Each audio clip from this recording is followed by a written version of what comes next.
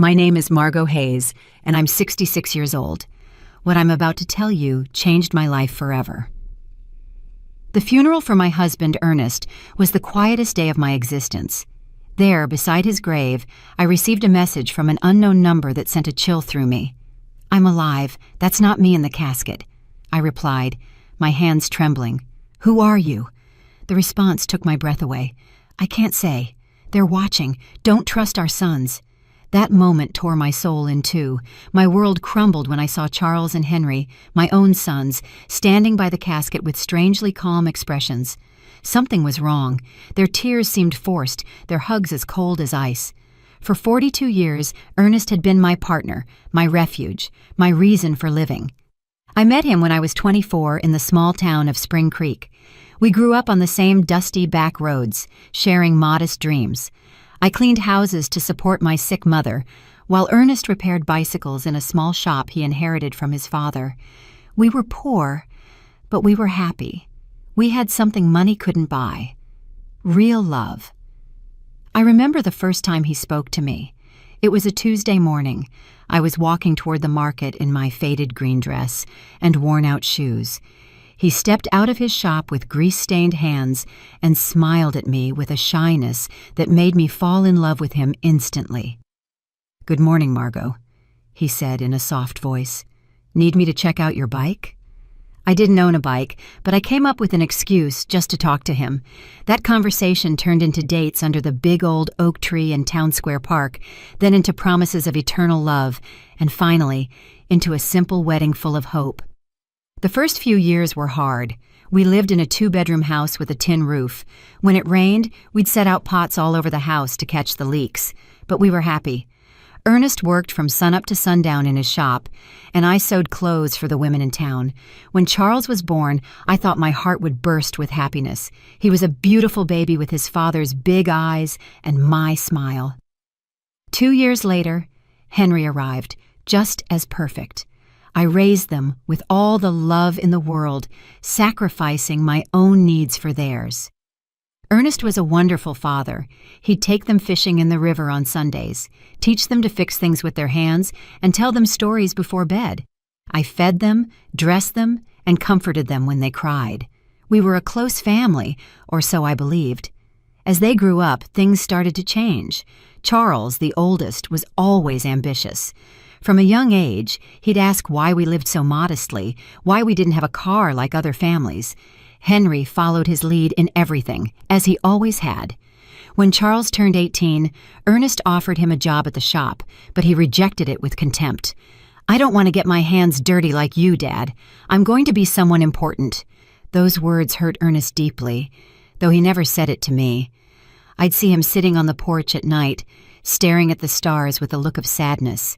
His son had rejected not only his work, but his entire way of life. The years passed, and to my surprise, Charles managed to make a name for himself in the business world. He got a job at a real estate company in the city. Henry followed soon after. They both started making money, far more than Ernest and I had ever seen. At first, I was so proud. My sons had achieved what we never could, escaping poverty and building a better life. But little by little, that joy turned into sadness.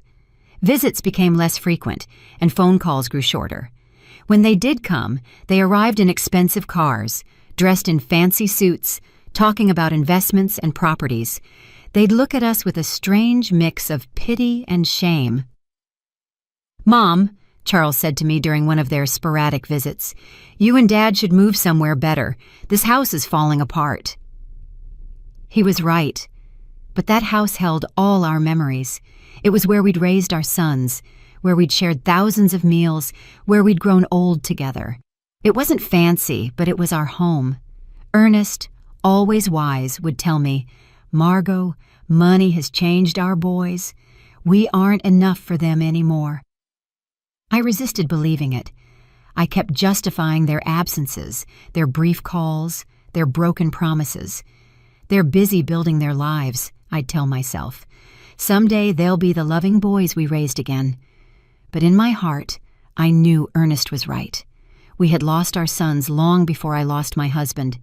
I just didn't know to what extent we had become strangers to them. The most drastic change came when Charles married Jasmine Albright, a woman from the city who never hid her disdain for our simple lifestyle. The first time he brought her home, she arrived in high heels that sank into the dirt of our porch and an elegant red dress that looked more expensive than everything I had ever owned.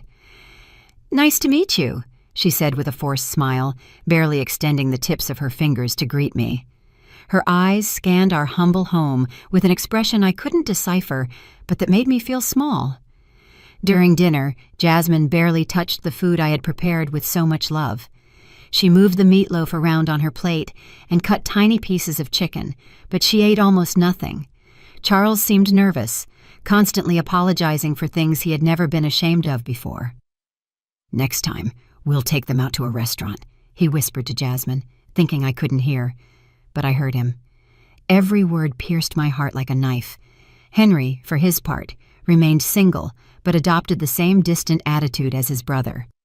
His visits were limited to special occasions, and even then, he always seemed to be in a hurry to leave. He was constantly on his phone, closing deals even during our conversations.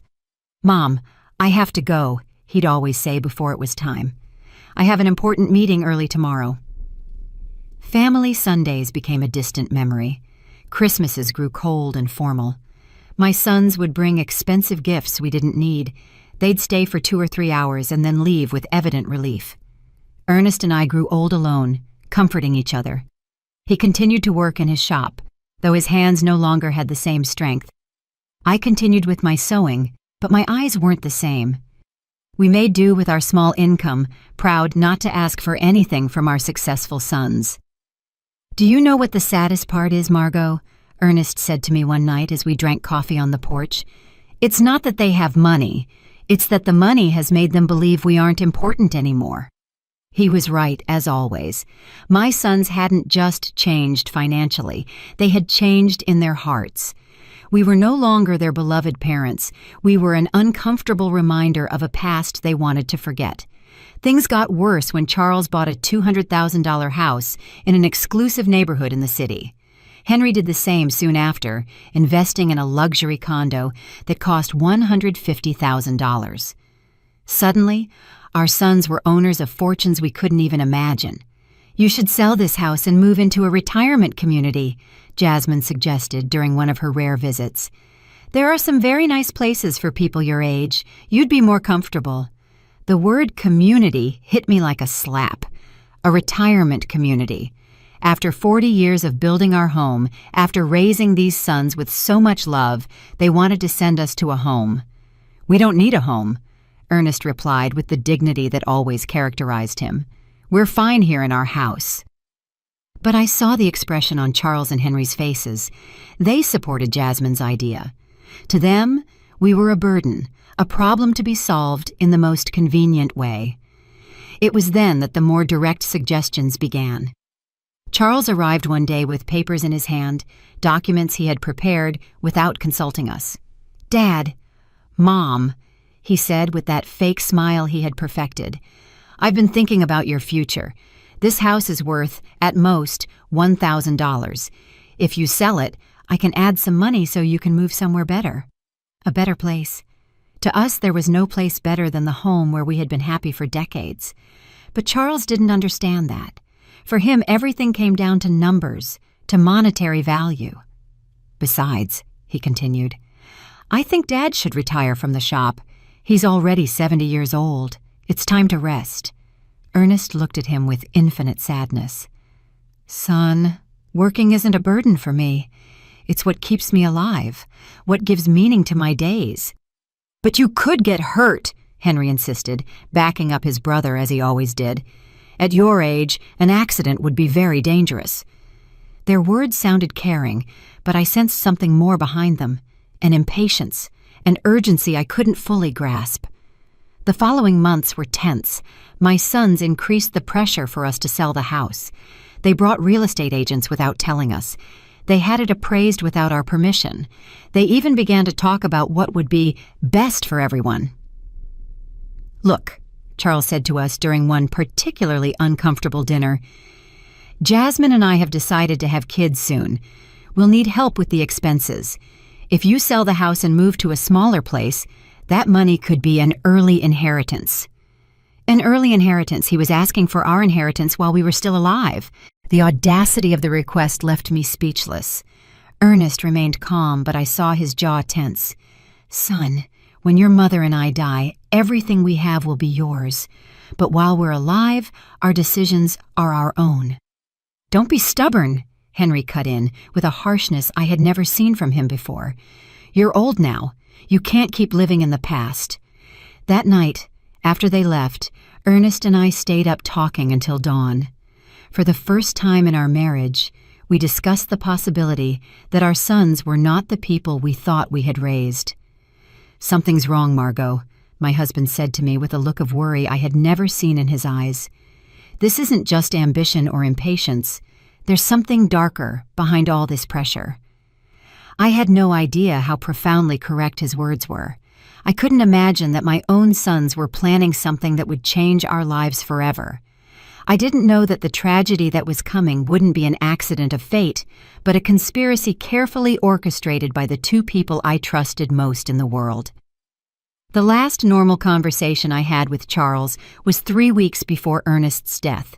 He came alone, without Jasmine, and looked more serious than usual. "Mom," he said, sitting at the kitchen table where he had eaten breakfast so many times as a boy, "I want you to know that no matter what happens, Henry and I will always take care of you." His words soothed me at the time, but now, remembering them beside Ernest's grave, they send a shiver down my spine. Why did he say, "no matter what happens"? What did he know that I didn't? The accident that changed everything happened on a Tuesday morning. Ernest had left early for the shop, as he had done every day for more than 40 years. I was in the kitchen preparing his favorite lunch, meatloaf and mashed potatoes, when the phone rang with an urgency that sent a chill through me. "Mrs. Hayes?" a voice I didn't know asked. "I'm calling from Memorial Hospital. Your husband has been in a serious accident. You need to come immediately." The words blurred in my mind like ink and water. The world stopped. My legs turned to jelly, and I had to grab the doorframe to keep from falling. "What happened? Is he okay? Is he alive? Is he in the ICU?" "Ma'am, please come as soon as possible." The trip to the hospital was a hazy nightmare. My neighbor, Doris, had to drive me because I was shaking so much I couldn't even hold the keys. The whole way there, my mind refused to process what was happening. Ernest was careful, meticulous in his work. How could this have happened? When we got to the hospital, Charles and Henry were already there. That surprised me because no one had notified them yet. At least not me. But in my desperation, I didn't pay attention to that detail. "Mom," Charles said, hugging me with a force that seemed genuine. "Dad is in bad shape. The doctors say one of the machines at the shop exploded. He has severe burns and a traumatic brain injury." Henry's eyes were red, but something in his expression felt off. He seemed more nervous than sad, like someone waiting for important news rather than someone suffering for his father. "Can we see him?" I asked, desperate. "Only immediate family, one at a time, and for 5 minutes max," the nurse explained. When I entered that ICU room, my heart sank. Ernest was hooked up to a dozen machines with bandages covering most of his face and arms. I barely recognized him. His breathing was labored, artificial, kept going by machines that beeped constantly. I walked up to his bed and took his hand, the only part of his body that seemed intact. "Ernest, my love, I'm here. Everything is going to be all right. You're going to recover, just like you always do."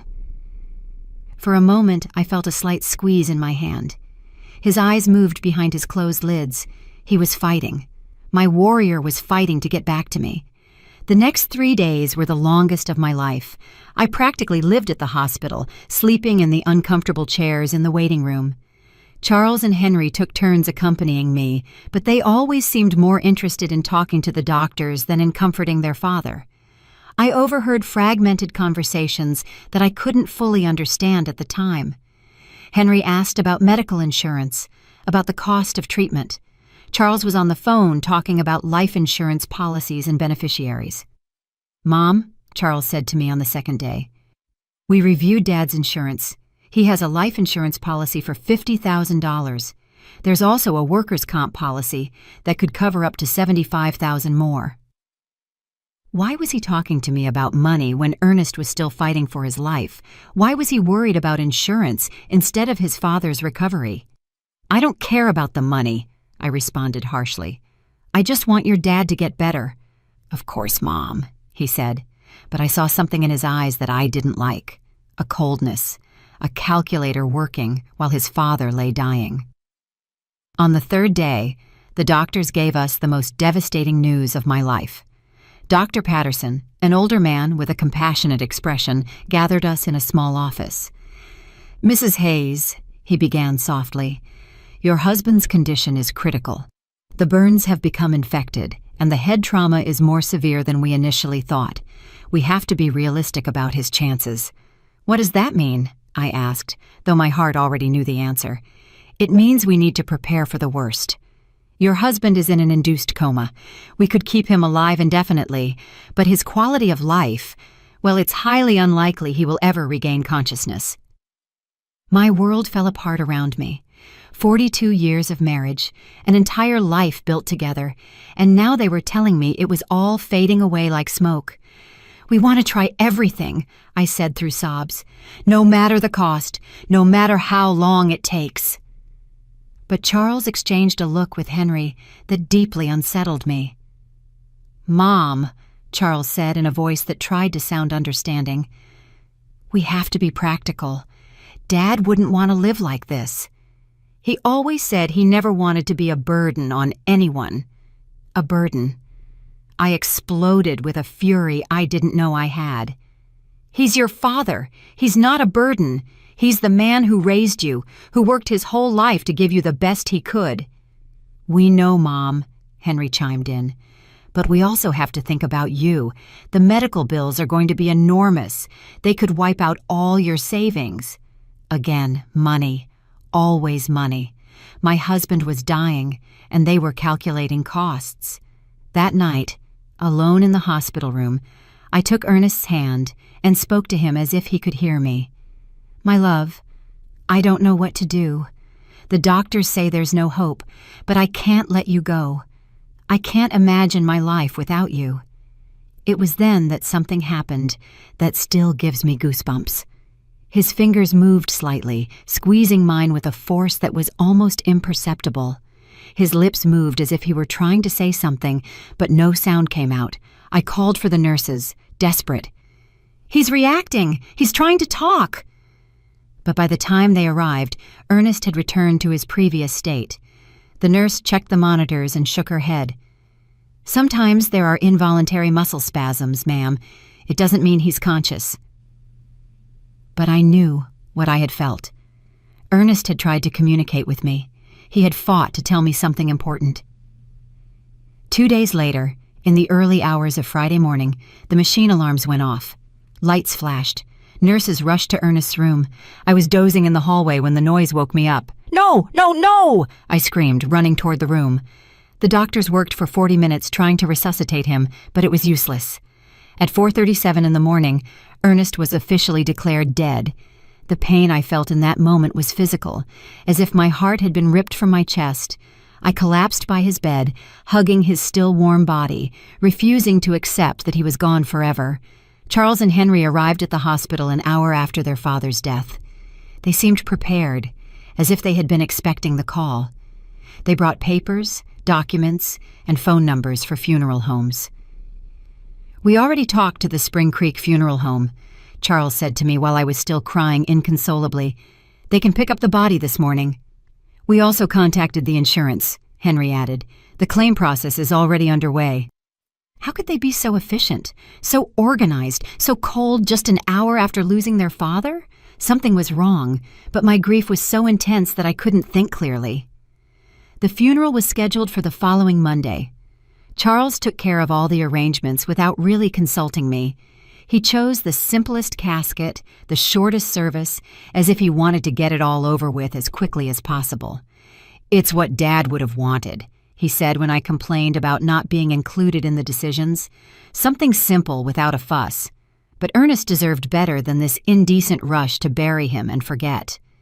The day of the funeral arrived, cloudy and cold, as if the sky itself were crying for Ernest. I wore my only black dress, the same one I had worn for my mother's funeral years ago. My hands were shaking so much that Doris had to help me button the small buttons on the back. "Be strong, Margot," my dear friend whispered as she carefully combed my hair. "Ernest would want to see you strong." But I didn't feel strong. I felt empty, like a shell without a soul. 42 years of marriage can't be buried so easily. Every object in the house reminded me of him: his coffee mug on the table, his tools on the porch, his pillow that still held his scent. When we got to the cemetery, I was surprised by how few people had attended. I expected to see more of Ernest's co-workers from the shop, more neighbors, more acquaintances. But it was only Charles, Henry, Jasmine, Doris, me, and the pastor. For a man who had lived 70 years in the same town, who had helped so many people, the funeral seemed strangely empty. "Where are the guys from the shop?" I asked Charles. "We didn't want to bother anyone," he replied quickly. "Dad was a private person. He would have preferred something intimate." But that wasn't true. Ernest loved his community. He cared about his neighbors. He would have wanted them to come say goodbye. Why had Charles decided to make everything so secretive, so rushed? During the service, I watched my sons with a strange emotional detachment. Charles had a solemn expression, appropriate for the occasion, but his eyes constantly darted toward his watch. Henry seemed restless, as if he had more important things to do. Jasmine discreetly checked her phone behind her black veil. This was how they were saying goodbye to their father, with impatience and distractions. The pastor spoke about eternal life, about well-deserved rest, about reuniting with God.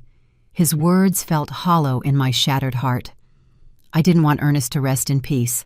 I wanted him to come home with me, for us to keep growing old together, for us to keep drinking coffee on the porch every evening. When it was time to throw dirt on the casket, my legs refused to hold me up. Doris had to support me as I sobbed uncontrollably. The sound of the dirt hitting the wood was final, conclusive, hopeless. It was at that exact moment, standing by my husband's grave, that my phone vibrated. A text message from an unknown number. "I'm alive. That's not me in the casket." My heart stopped. The letters danced in front of my eyes as if I were hallucinating. I was losing my mind from the grief. With trembling hands, I replied, "Who are you?" The answer came immediately. "I can't say. They're watching. Don't trust our sons." The phone fell from my hands as if it were burning. Doris bent down to pick it up, but I stopped her abruptly.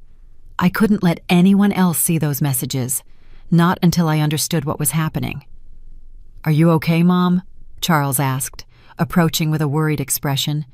I stared at him, trying to find some clue on his face. His eyes seemed sincere, but now every gesture, every word, every expression felt suspicious. "I'm fine," I lied, putting the phone in my purse. "I just need to go home." On the way back, I couldn't get those messages out of my head. Was it possible that someone was playing a cruel joke at the worst moment of my life? Or was there really a possibility that Ernest was alive? But if he was alive, who had we buried? And if he wasn't alive, who knew enough details about our lives to write something so specific about our sons? That night, alone in my house, which now felt like a tomb, I reviewed every detail of the last few days. Ernest's accident had been strange from the beginning. According to Charles, a machine had exploded in the shop, but Ernest knew every screw and wire in that place. He was meticulous about maintenance, obsessive about safety. Plus, how had my sons gotten to the hospital so quickly if no one had notified them? The hospital had called me first. I was the emergency contact. How did they know about the accident before I did? And then there was the money. From day one, Charles and Henry had talked about insurance, policies, and beneficiaries, as if they had been waiting for this moment, preparing for it. I decided to check Ernest's papers. In his old wooden desk, he kept all his important documents in a metal box. Insurance policies, the deed to the house, shop documents, everything was there. I found the $50,000 life insurance policy that Charles had mentioned. But there was something I didn't remember. The policy had been updated just 6 months earlier, increasing the coverage from $5,000 to $50,000. Why had Ernest increased his life insurance? He had never mentioned that change to me, and more importantly, who had suggested he do it? I kept looking and found something even more disturbing. A workers' comp policy that I didn't know about, purchased just 2 months before his death. $5,000 in case of accidental death on the job. $15,000 in total. A fortune for a family like ours, but also a fortune tempting enough for someone without scruples. My phone vibrated again. Another message from the same unknown number. Check the bank account. See who's been moving money. This time I didn't hesitate. This person, whoever they were, knew too much to be a prankster. They knew about the insurance, they knew about my sons, they knew details that only someone very close to us could know. The next day, I went to the bank where Ernest and I had kept our account for 30 years. Mrs. Thompson, the manager who had known us forever, greeted me with sincere condolences. "Margot, I'm so sorry about Ernest. He was a good man." "Thank you, Mrs. Thompson. I came to check our accounts. I need to understand our financial situation." She showed me the bank statements from the last 6 months. What I saw froze me. Over the past 3 months, large withdrawals had been made from our savings account. $1,000 in January, $3,000 in February, $4,000 in March. Money that I didn't know had been moved. "Who authorized these withdrawals?" I asked, my voice trembling. "Your husband came in person," Mrs. Thompson explained. "He said he needed the money for repairs at the shop." But I kept the household accounts. I knew exactly how much money we had and what we spent. Ernest had never mentioned expensive repairs at the shop, and we definitely had never talked about withdrawing thousands of dollars from our savings. "Do you have the signatures for those withdrawals?" I asked. She showed me the receipts. Indeed, it looked like Ernest's signature, but something about the handwriting seemed off. It was too shaky, too uncertain for his usually firm, clear script. "Mrs. Thompson," I asked with my heart pounding, "did he come alone to make these withdrawals, or was someone with him?" She thought for a moment. "Now that you mention it, I think he came in with one of your sons once or twice. Charles, I think. He said he was helping his dad with the paperwork because Ernest had trouble reading documents without his glasses." Charles. My son had been involved in money withdrawals I didn't know about, using his father's tired eyes as an excuse. But Ernest saw perfectly well with his glasses, which he never took off during the day. That afternoon, as I looked over the bank receipts again and again, I received another message. The insurance was their idea. They convinced Ernest he needed more protection for you. It was a trap. I could no longer deny the evidence piling up in front of me. The mysteriously increased insurance policies, the unauthorized money withdrawals, Charles's presence in transactions I knew nothing about, his suspicious efficiency in organizing the funeral, his coldness during his father's agony. But the question that terrified me was whether they had really planned Ernest's death, how they had done it, and who was sending me these messages. How did this person know so much about what had happened? The following days became a nightmare of doubt and suspicion. Every one of Charles's smiles, every one of Henry's hugs, every word of condolence felt like a mask hiding something sinister. But I needed more proof before I could accept a truth as horrible as the one taking shape in my mind. My phone kept receiving messages from the mysterious number. "Go to Ernest's shop. Look in his desk. There are things you didn't see." I decided to go to the shop for the first time since the accident. Charles had said a machine had exploded, but when I got there, I found something completely different from what I expected. The shop was strangely clean, too clean to have been the scene of an explosion. There were no burn marks on the walls, no debris, no signs of the destruction that such a serious accident should have caused. "Where is the machine that exploded?" I asked out loud.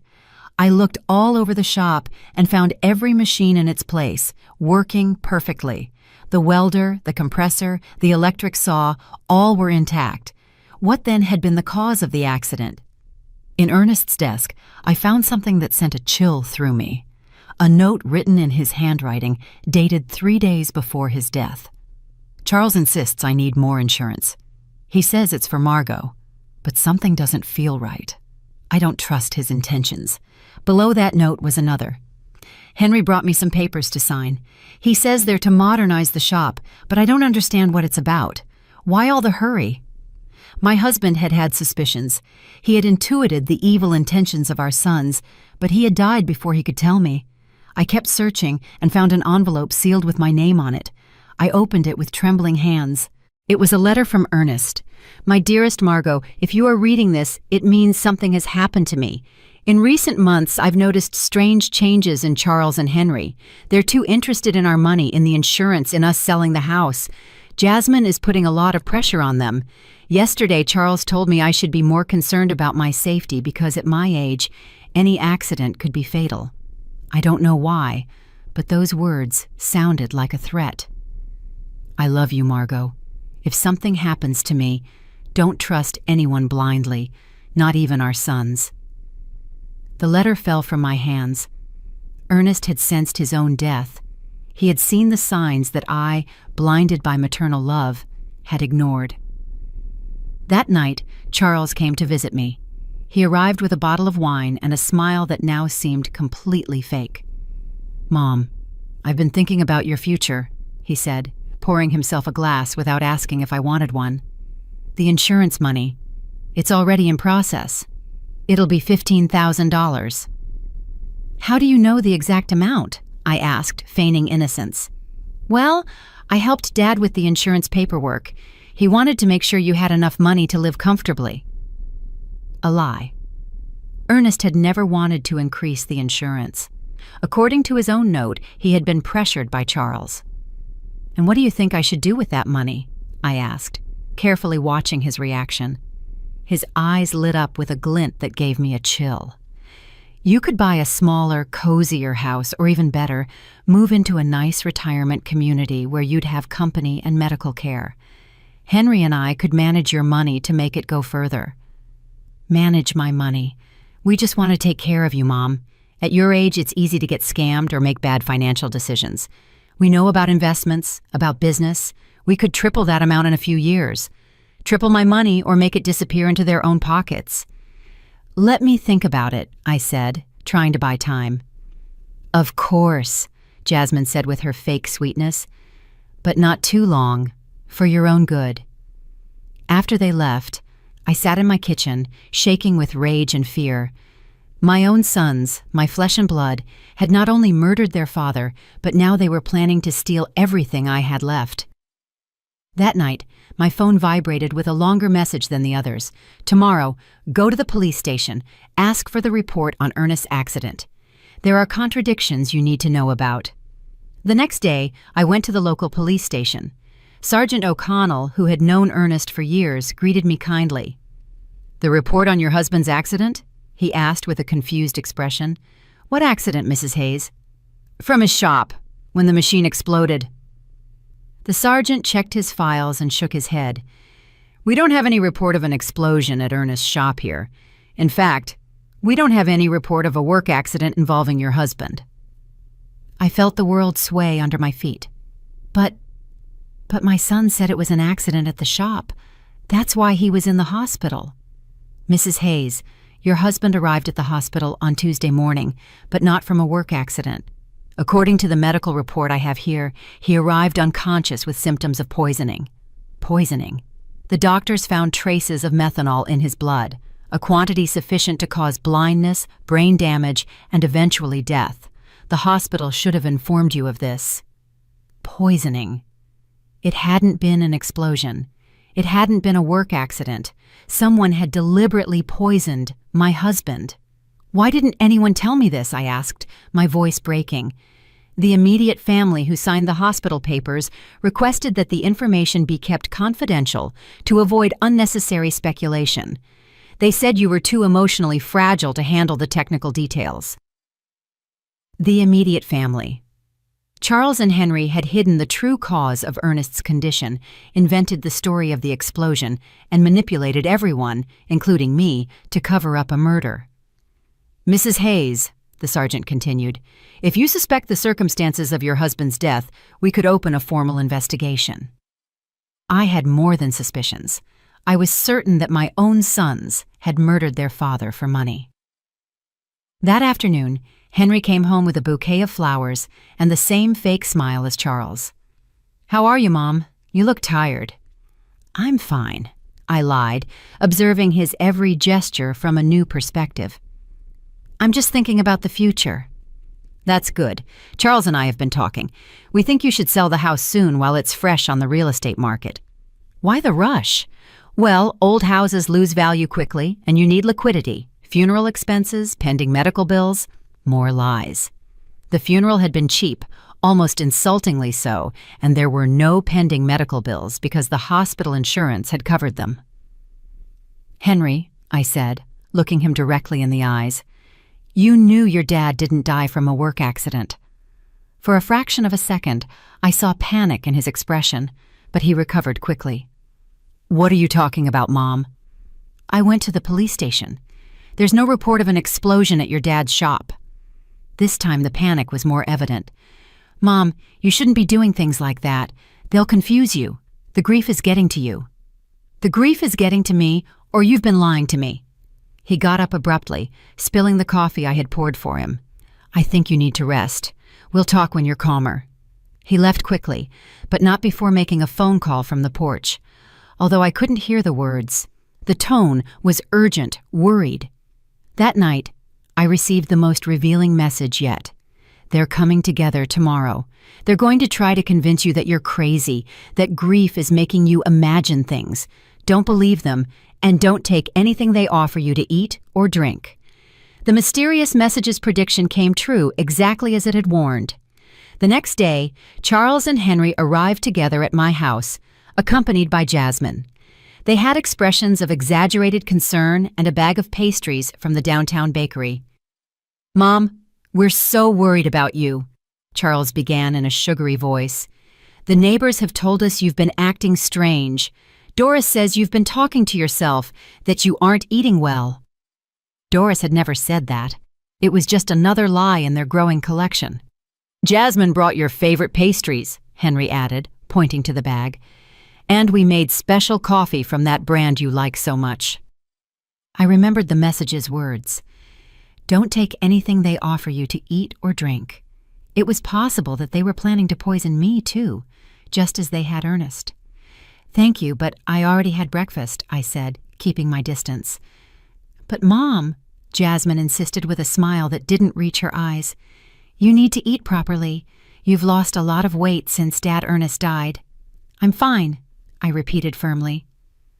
Charles exchanged a significant look with Henry. It was the same look they had shared at the hospital when the doctor gave us Ernest's prognosis. "Mom," Charles said, sitting closer to me, "we want to talk to you about something important. Henry and I have been consulting with some doctors about your recent behavior." "My behavior?" "Yes. The strange questions you've been asking, the visits to the police station, that obsession with irrelevant details about Dad. It's normal after such a great loss, but it can be dangerous if it's not treated." Henry nodded gravely. "We spoke to Dr. Albright. He says it's common for older people to develop paranoia after losing a partner, especially women your age." Paranoia. They were accusing me of being crazy for uncovering their lies. "I am not paranoid," I said with all the firmness I could muster. "I'm just asking questions I should have asked from the beginning." "What questions?" Charles challenged me. "Like why there's no police report for your father's supposed accident. Like why the shop is perfectly clean if there was an explosion. Like why you withdrew $5,000 from our account without telling me anything." The silence that followed was deafening. The three of them exchanged looks of thinly disguised panic. "Mom," Henry finally said, "those things have simple explanations. Dad withdrew that money for repairs he wanted to do in secret as a surprise for you." "What surprise?" "He wanted to remodel the house," Charles lied. "He had hired some workers to fix the roof and paint the walls. He wanted it to be a surprise for your birthday." If that were true, Where were the workers? Where were the materials? Why did no one in town know about this supposed remodeling? And about the police report, Charles continued, not all work accidents require a report, especially when they happen on private property. More lies. Sergeant O'Connell had been very clear. Any work accident with serious injuries requires an official report. Mom, Jasmine intervened with a sweet but condescending voice, we just want to take care of you. That's why we thought it would be best if you moved to a place with specialized medical attention. A home. A specialized care home, Charles corrected, for people who are going through complicated grief. They have psychologists, nurses, activities to keep you busy. And in the meantime, Henry added, we can take care of selling the house, managing the insurance money, all those complicated things you shouldn't have to handle in your current state. There it was, the complete plan. Declare me mentally incompetent, put me in a home, and take control of all my money. First, they had murdered Ernest for the insurance money, and now they wanted to steal from me too. And what if I refuse? I asked them. Why would you refuse? Charles asked with a smile that sent a chill through me. We just want what's best for you. Because this is my house. This is where I built my life with Ernest. This is where I raised you. Mom, Henry said with an exaggerated sigh, you can't live in the past forever. Dad is gone. You have to accept it and move on. I have accepted it, but that doesn't mean I'm going to give away my life and my money. The mask of concern began to crack on my sons' faces. Charles got up abruptly. All right. If you won't listen to reason, we'll have to take more drastic measures. What does that mean? It means we can start a legal process to have you declared mentally incompetent. We have witnesses to your erratic behavior. We have testimony from doctors who confirm you're suffering from senile paranoia. Doctors? What doctors? I hadn't spoken to any doctors about my mental state. Dr. Albright already signed a preliminary report, Henry added. He says that based on our descriptions of your behavior, it's likely you need specialized care. A doctor who had never examined me had signed a report about my mental state based only on what my sons had told him. How much had it cost them to buy that false evaluation? So you can cooperate voluntarily, Charles continued, or we can do it legally, but either way, you're going to get the help you need. It was a direct threat. If I didn't hand over my money voluntarily, they would use the legal system to steal it from me. I need time to think about it, I told them, trying to buy time. Of course, Jasmine said with her false sweetness, but not too much time, for your own good. After they left, I sat in my kitchen, trembling with rage and fear. My own sons, the blood of my blood, had not only murdered their father, but now they were planning to steal everything I had left. That night my phone vibrated with a message longer than the others. Margot, this is Stephen Callahan, a private investigator. Ernest hired me 3 weeks before he died because he was suspicious of Charles and Henry. They poisoned him with methanol mixed in his breakfast coffee. I have audio evidence of their conversations planning everything. Tomorrow at 3 p.m, go to the corner cafe. Sit at the back table. I'll be there. At last, I would know who had been sending me those messages, and more importantly, I would have the proof I needed to get justice for my husband's death. But I also knew I didn't have much time. Charles and Henry had shown their hand. If I didn't act fast, I'd end up locked in a home while they spent the money that had cost Ernest his life. The war had begun, and even if I was a 66-year-old woman against 2 ruthless men, I had something they didn't: the truth. And the truth, sooner or later, always finds a way to come out.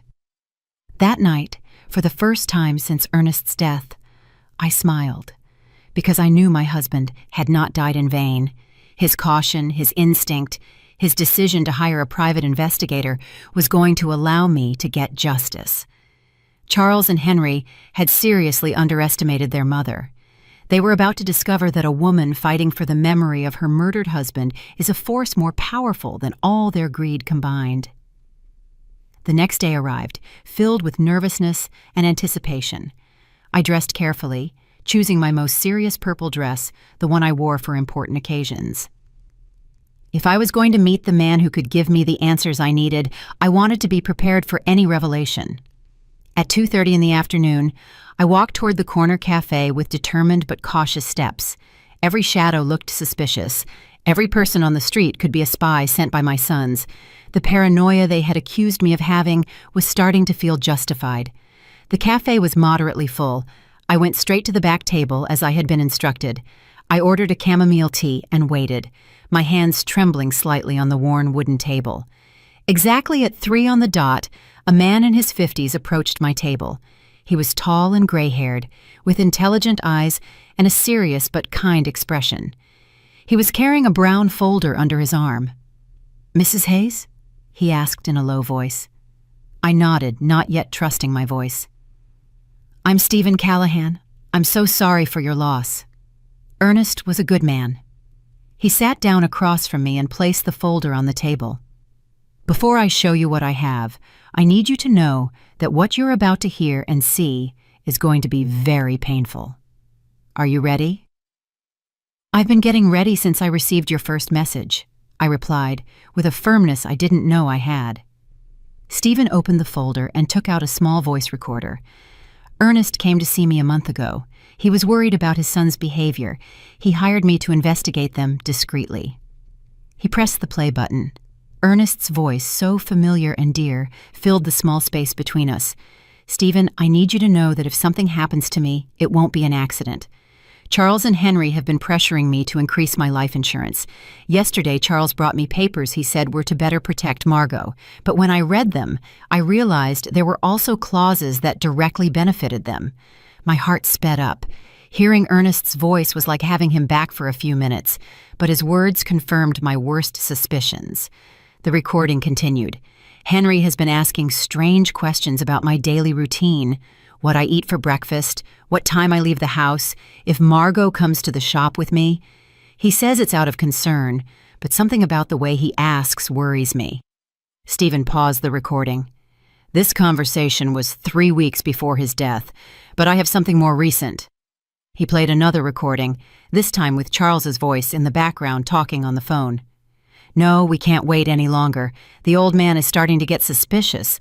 Yesterday he asked me why I was so interested in his insurance. Yes, I already have the methanol. It works perfectly because the symptoms look like a heart attack or a stroke. No, Mom won't be a problem. After Dad dies, she'll be so devastated that we can do whatever we want with her." Tears began to roll down my cheeks. It was the voice of my son, my own son, coldly planning his father's murder. "There's more," Stephen said softly. "This recording is from the day before Ernest's death." A new recording began. This time, it was Henry talking to someone. "Everything's ready. Tomorrow Charles is going to put the methanol in Dad's coffee. We told him it was a special vitamin supplement a doctor recommended. The idiot is going to drink it without suspecting a thing. The symptoms? It'll start with dizziness and confusion, then loss of sight, convulsions, coma. The doctors will think it's a stroke or a heart attack. By the time they realize it's poisoning, it'll be too late." My world completely collapsed. Not only had they planned Ernest's murder, but they had executed it with a coldness that terrified me. How was it possible that my sons, the babies I had nursed, the boys I had comforted through their nightmares, were capable of something so monstrous? "How did you get these recordings?" I asked through my sobs. "Ernest had asked me to put listening devices in your house," Stephen explained. He was afraid, but he didn't know exactly what of. "We placed them on the home phone and in some other strategic spots." He took out a series of photographs from the folder. "I also have this. Charles buying methanol at a hardware store 30 miles from town. He paid with cash and used a fake name, but I have it on video." The photographs clearly showed Charles leaving a hardware store with a small bottle in his hands. The date on the photos was 5 days before Ernest's death. "And this," Stephen continued, showing me more documents. "These are Charles and Henry's financial records from the last 6 months. They've been spending a lot more money than their incomes justify. Charles owes $70,000 to a lender in the city. Henry has gambling debts for $40,000. They were desperate." It all started to make sense. It wasn't just greed that had motivated Ernest's murder. It was financial desperation. My sons were ruined and saw their father as a source of easy, fast money. "Why didn't you go to the police immediately after Ernest's death?" I asked him. "Because Charles and Henry are very smart. They bribed the doctor who attended to Ernest at the hospital to change the official diagnosis. Instead of poisoning, the death certificate says heart failure due to complications from a work accident. Without that medical evidence, my recordings might not have been enough for a conviction. But now we have all the evidence together," I said, feeling a mix of pain and determination. "Exactly. And there's one more thing you need to know." My blood ran cold. "What?" "Your sons were planning to kill you too." Stephen played one last recording, this time with Charles and Henry's voices together. "Once we have Dad's insurance money, we need to get rid of Mom too," Charles said. "We can't risk her getting suspicious or anyone else putting ideas in her head." "How?" Henry asked. "The same as with Dad, but this time we can make it look like a suicide from depression. A widow who can't live without her husband. Nobody would question it. And the money? We're her only heirs. Everything would be ours. The house, the savings, the insurance money, almost $200,000 in total." The recording stopped. I was shaking uncontrollably. My sons had not only murdered their father, but they were planning to murder me as well, all for money. "Mrs. Hayes," Stephen said gently, "I know this is devastating, but we have enough evidence to make them pay for what they did. What do we do now?" I asked, wiping my tears. "First, we need to go to the police with all this evidence. Sergeant O'Connell is an honest man. He's not involved in the corruption. Second, we need to act fast. Your sons are planning to have you declared mentally incompetent tomorrow. If they succeed, it will be much harder to proceed legally." "Tomorrow?" "Yes, I intercepted a phone conversation this morning. They're meeting with Judge Miller at 10 in the morning to start the mental incapacitation process." I got up from the table with a determination I hadn't felt in weeks. "Then, we have to act tonight." "Exactly," Stephen confirmed. "But first, there's one more thing I want to show you." He took one last photograph from the folder. In it, Ernest was leaving a medical clinic I didn't recognize. 3 days before he died, your husband went to get a full medical exam at a clinic in the city. The results show that he was perfectly healthy. There were no signs of heart disease, his blood pressure was normal, everything was perfect. This definitively proves that his death was caused by poisoning, not by natural health problems. That was the final piece of evidence we needed. Ernest had been a healthy man, murdered by his own sons. "Stephen," I said, taking his hand, "thank you for keeping your promise to my husband. Now, let's get justice." That same night, Stephen and I went directly to the police station. Sergeant O'Connell was working the night shift that week, which was perfect for our purposes. When we arrived, it was 8 in the evening, and the station was relatively quiet. "Sergeant O'Connell," I said in a firm voice, "I need to file a formal complaint for the murder of my husband, Ernest." The sergeant looked at me with surprise. "Murder? Mrs. Hayes, the death certificate says he died from heart complications after a work accident." "The death certificate is false," I replied, placing Stephen's folder on his desk. "My husband was deliberately poisoned with methanol by our own sons."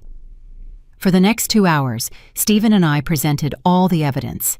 The audio recordings, the photographs of Charles buying methanol, the bank documents showing the unauthorized withdrawals, Ernest's medical results proving his perfect health, and finally, the recorded conversations where my sons confessed to both their father's murder and their plans to kill me. Sergeant O'Connell listened to each recording with an increasingly serious expression. When we finished, he leaned back in his chair and shook his head in disbelief. This is monstrous," he murmured. "Are you sure you want to go through with this, Mrs. Hayes? Once we arrest your sons, there's no turning back." "Sergeant," I replied, with all the dignity I could muster, "those men murdered my husband in cold blood for money. They were planning to murder me too. They are no longer my sons. They are criminals who must pay for their crimes. We'll need the medical examiner to exhume Ernest's body to confirm the presence of methanol," the sergeant explained. "Are you prepared for that?" "Do whatever is necessary," I replied without hesitation. Sergeant O'Connell immediately called the district attorney. Despite the late hour, the seriousness of the case led the DA to come to the station personally. After reviewing all the evidence, he immediately authorized arrest warrants for Charles and Henry. "We'll proceed at dawn," the DA explained to us. "We need to make sure we have all the evidence before they can destroy any additional proof." Stephen walked me home that night. "Are you sure you'll be okay alone?" he asked with concern. "I'll be fine," I replied. "After everything I've discovered, I'm no longer afraid. I have justice on my side." I couldn't sleep that night. I stayed up sitting in the kitchen, looking at the photographs of Ernest we had on the walls. For the first time since his death, I didn't feel only pain. I felt a strange mix of sadness and satisfaction, knowing that justice for his murder was coming soon. At 6 a.m, my phone rang. It was Charles. "Mom, you need to come to Henry's house right away. Something terrible has happened." "What happened?" I asked, feigning concern. "It's better if I explain it in person.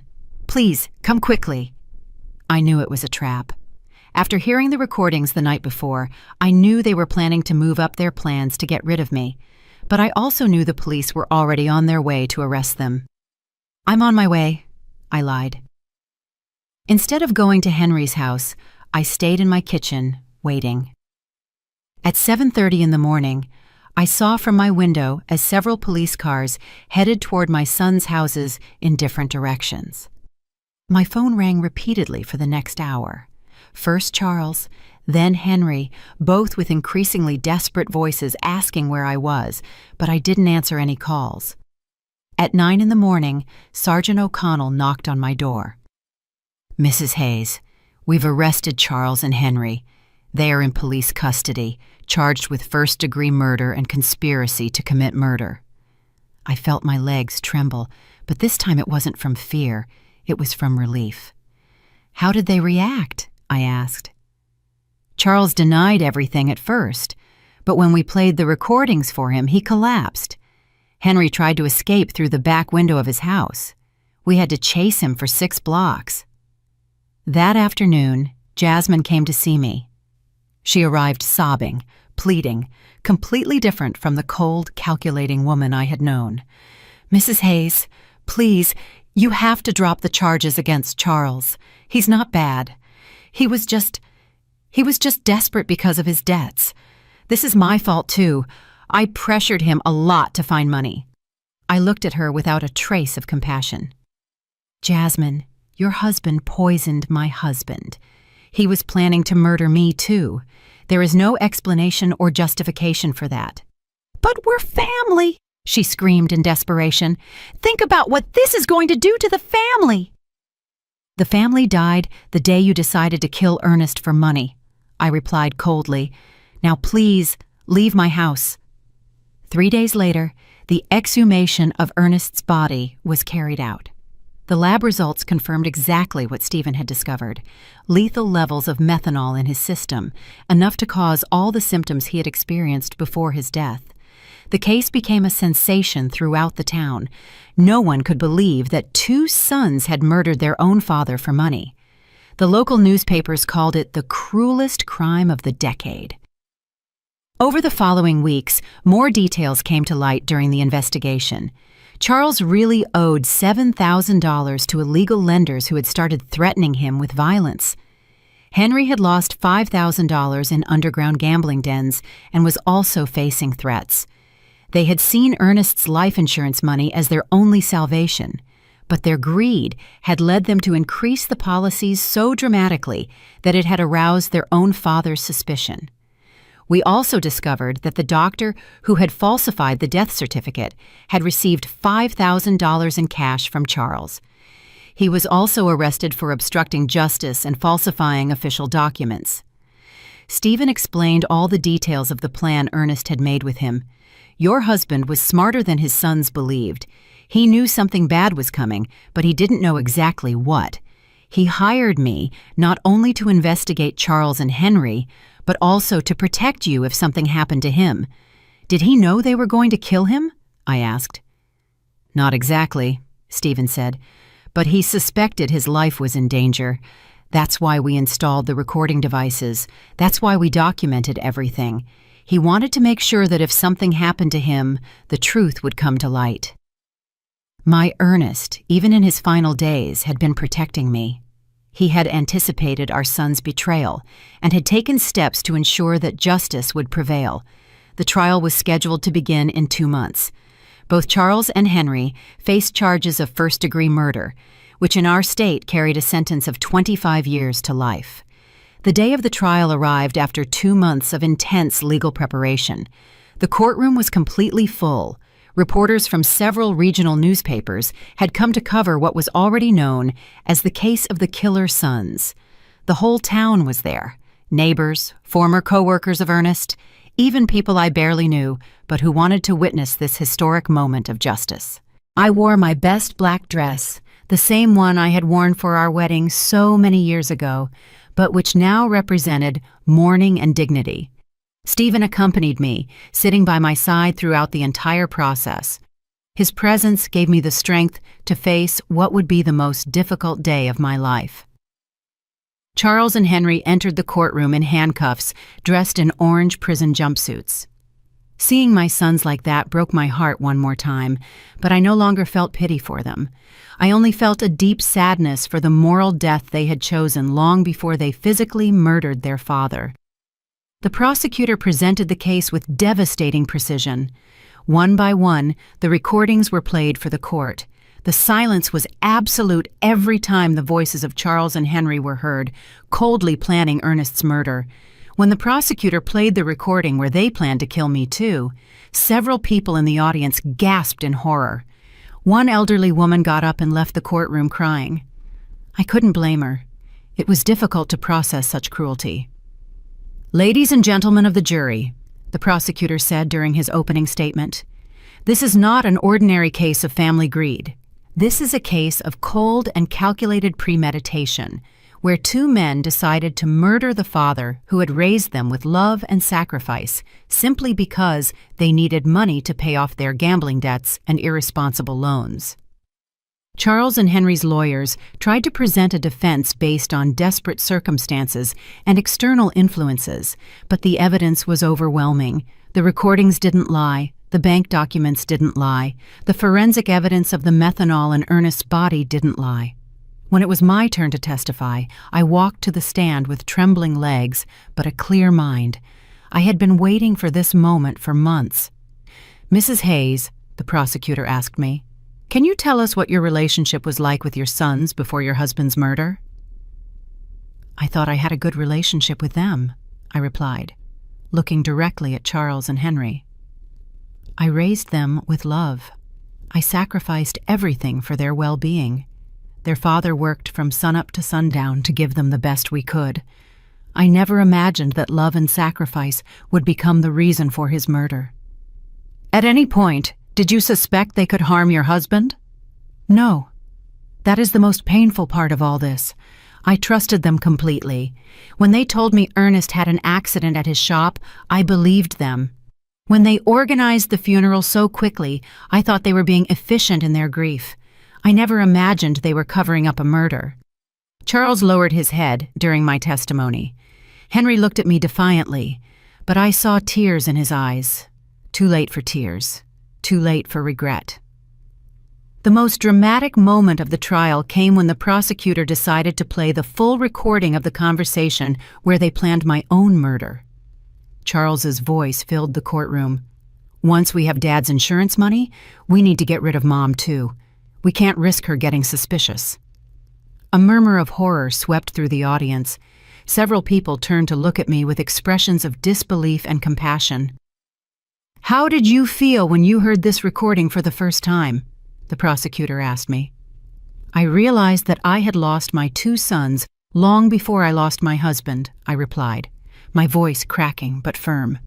"The babies I nursed, the children I comforted in their nightmares, had died and been replaced by 2 strangers capable of any cruelty for money." The defense tried to cross-examine me, suggesting that maybe I had misinterpreted my son's intentions, that maybe the grief had made me exaggerate the evidence. but the recordings spoke for themselves. Stephen also testified, explaining in detail how Ernest had hired him because he was afraid of his own sons. He described every step of the investigation, every piece of evidence collected, every recorded moment that revealed the truth. The medical examiner presented the results of the exhumation, confirming the lethal presence of methanol in Ernest's body. He explained how this poison acts slowly, causing exactly the symptoms my husband had experienced before he died. After 3 days of devastating testimony, the closing arguments arrived. The prosecutor was crushing. Charles and Henry are not victims of circumstances. They are predators who saw their own parents as financial obstacles that had to be eliminated. They planned, executed, and covered up Ernest's murder, and were planning to do the same to Margot. They don't deserve compassion. They deserve justice. The jury deliberated for 6 hours. When they returned, the silence in the courtroom was absolute. I could hear the beating of my own heart as the judge read the verdict. In the case of the state versus Charles Hayes and Henry Hayes on the charge of first-degree murder of Ernest Hayes, we find the defendants guilty. The courtroom erupted in murmurs and exclamations. Charles collapsed in his chair, finally comprehending the magnitude of what he had done. Henry remained rigid, staring straight ahead with no expression. On the charge of conspiracy to commit murder against Margot Hayes, we find the defendants guilty. The judge proceeded immediately to the sentencing. Charles Hayes and Henry Hayes, for the premeditated murder of your father and the conspiracy to murder your mother, I sentence you to life in prison without the possibility of parole for 30 years. When I heard those words, I felt a gigantic weight lift from my shoulders. Justice. Finally, there was justice for Ernest. After the trial, many people came up to hug me and express their support. Doris cried with me, not from sadness, but from relief. "Margot, Ernest can rest in peace now," she whispered to me. That night, I returned to my house, which now felt different. It was no longer a place of pain and betrayal. It was my home again, the place where Ernest and I had been happy for 42 years. Stephen came to visit me a week after the trial. "How do you feel?" he asked me. "At peace," I answered honestly. "For the first time since Ernest's death, I sleep soundly. I know he is resting because his death did not go unpunished." "And the money, the insurance, the savings?" "I donated the life insurance money to a foundation for victims of family crimes," I explained. "That money was stained with blood. I could never have used it. My personal savings are enough to live modestly for the rest of my days." 6 months after the trial, I received a letter in prison mail. It was from Charles. "Mom, I know I don't deserve your forgiveness, but I need you to know that I regret everything. The money, the debts, the desperation. They blinded us. We lost all humanity.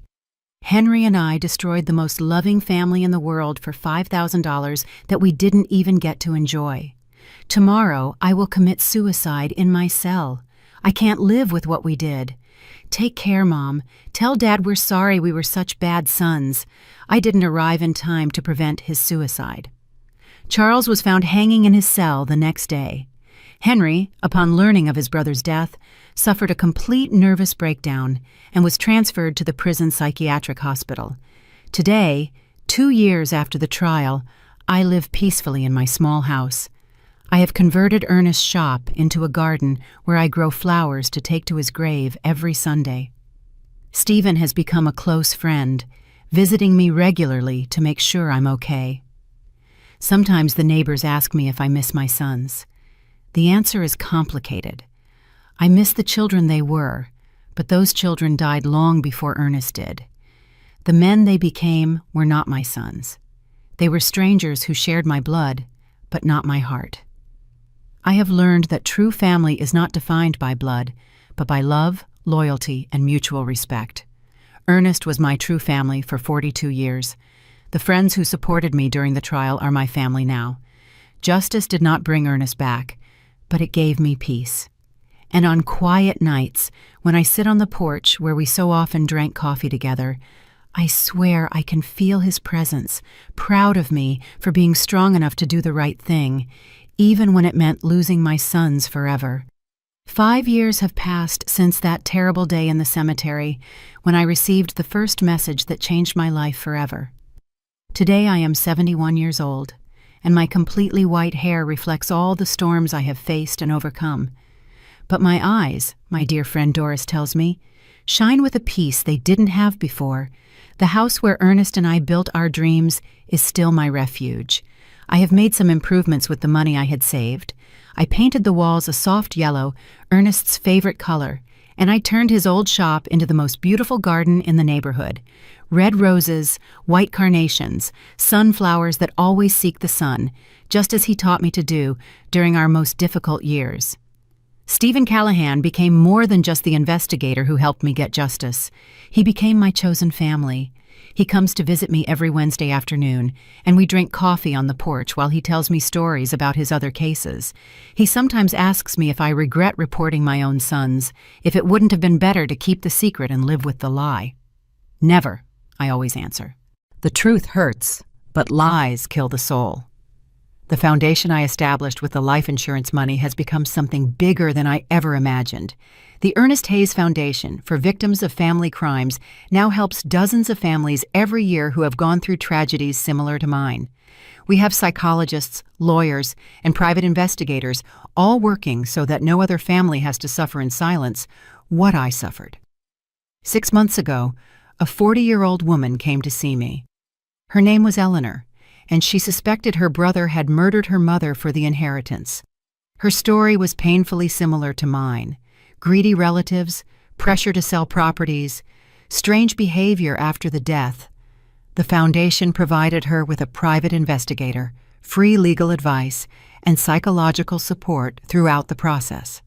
When her brother was convicted of murder 3 months later, Eleanor came to hug me, crying, "Mrs. Hayes, you saved my life. If you hadn't had the courage to report your own sons, I never would have had the courage to report mine." Those are the moments that remind me why all the pain I went through was worth it. Henry is still alive, though he is no longer the same man I knew. After Charles's suicide, his mind completely broke. The doctors say he lives in a constant state of guilt and paranoia, believing that Ernest comes to visit him every night to scold him for the murder. He has tried to commit suicide 3 times, but the prison guards keep him under constant surveillance. I receive letters from him occasionally. They are incoherent, full of desperate apologies and pleas for forgiveness. At first I read them, looking for some trace of the son I raised with so much love. But then I realized that reading those letters only reopened wounds that had already healed. Now I keep them unopened in a shoebox. Maybe someday I'll read them. Maybe not. I have the right to protect my peace of mind. Jasmine disappeared from town immediately after the trial. Someone told me she moved to the city and changed her name. I don't blame her. Carrying the last name of a murderer must not be easy. Sometimes I wonder if she knew what Charles was planning, if she was a silent accomplice to Ernest's murder. But those questions belong to the past, and I have learned to live in the present. The town of Spring Creek will never forget the case. It has become a local legend, a story that parents tell their children as a warning about greed and betrayal. Some see me as a hero, others as a cruel woman who sent her own sons to prison. I don't care what they think. I know the truth, and the truth has given me the peace I needed. My health remains surprisingly good for my age. The doctor says it's because I was finally able to free myself from the stress and sadness I was carrying. The body heals when the heart finds peace, he explained during my last checkup. Sunday mornings are my favorite. I cut fresh flowers from my garden and walked to the cemetery to visit Ernest's grave. His headstone now has an inscription that I had engraved after the trial. Ernest Hayes, beloved husband, betrayed father, honorable man. His love was stronger than his death. I tell him everything that has happened during the week. I talk to him about the foundation, about the families we have helped, about the thank you letters I receive from people who found justice thanks to our story. I swear I can feel his approval in the wind that moves the leaves of the nearby trees. "Do you know what's strangest, my love?" I said during my last visit. "I no longer feel pain when I think of Charles and Henry. I only feel pity.